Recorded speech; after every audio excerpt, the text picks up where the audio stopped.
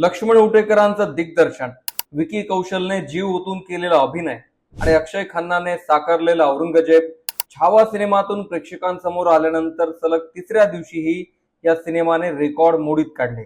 फक्त महाराष्ट्रच काय पण चेन्नई आणि हैदराबादमध्ये छावाचे शो हाऊसफुल चाललेत.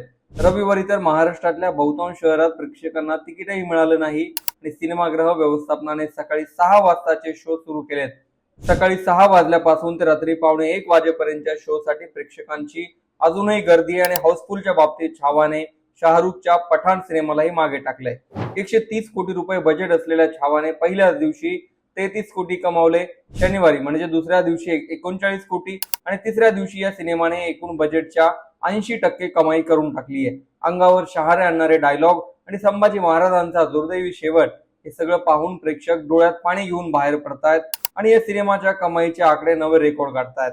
पहिल्या 2 दिवसाचे 73 कोटी आणि रविवारी एकाच दिवसात कमावलेले 49 कोटी असे मिळून 121 कोटी रुपये या सिनेमाने फक्त पहिल्या 3 दिवसात कमावलेत आणि या वर्षातला सर्वात सुपरहिट सिनेमा होण्याचा मानही मिळवलाय. विकी कौशलचा फक्त 3 दिवसात 100 कोटी क्लब मध्ये प्रवेश करणारा हा पहिलाच सिनेमा ठरलाय.